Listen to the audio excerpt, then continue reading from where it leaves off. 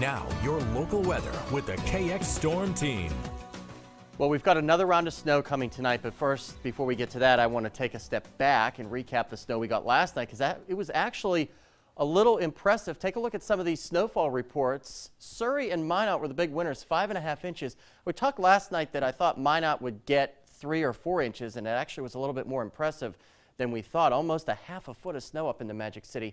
Velva got 5 inches of snow, and then 3 miles south of Kenmore, you picked up 4 inches. Robb in McLean County got 3 inches, but Bismarck, unfortunately, just came away with an inch of snow. So one of the losers there with last night's snowfall. Today in Bismarck, you got up to a real balmy 7 degrees, which is well below the average high of 23 and way below the record high. 53 would have been nice today, set back in 1964. Meanwhile, in Minot, you were actually at 3 degrees, which is much cooler than your average of 21. Look at that record low, 34 below zero, set back in 1954. Here's a look at the satellite and radar. There's our next piece of moisture that's going to be coming through. It's taking its time marching to the east tonight, but eventually that snow will fill in and we will get some snow, which we'll check on Precision Cast here in just a second. Here's a look at temperatures elsewhere across the region.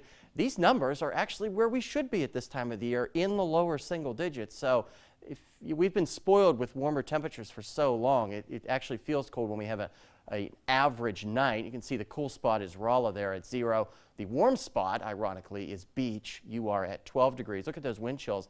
Pretty cold. Most places in the teens below 0. Rolla 21 below. Williston and Watford City both have a goose egg right now for your wind chill. Here's a look at Precision Cast. You can see that slug of moisture with that snow marching its way to the east as most of you are asleep. I still think there'll be some leftover snow showers if you're one of those early birds and you're headed to work early tomorrow. May have to deal with some slick snow-covered roads, but it will be gone by the time you get to the afternoon and your ride home. Snowfall totals will be less than what we had last night. I think anywhere in this darker blue you can expect a general 1 to 2 inches. The lone exception is far southeastern sections where they could pick up 2, maybe 3 inches of snowfall.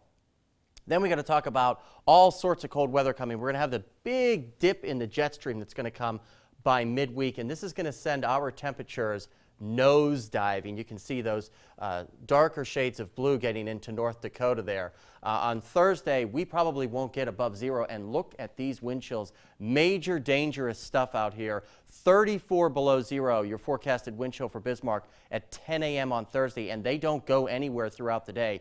So if you do not have to go out on Thursday, and if you do, make sure you cover up exposed skin, because at those wind chills, frostbite can set in less than a minute. 3 is what we'll get to tonight in Bismarck with that snow developing, but temperatures will be rising as we go through the night. Meanwhile, in the Magic City, pretty much the same thing. You'll have that snow, a low of 2, but rising to around 10 degrees by the time the sun comes up. Tomorrow, we'll get to 15 in Bismarck and Mandan with that morning snow, and then we'll have some fog develop as the morning goes on. And then in Minot, we'll get to 16 again with that snow and some patchy morning fog. Here's a look at your extended forecast for Bismarck. You can see those colder temperatures on the way by the time we get to midweek. A low of 10 below 0 Thursday night and Friday.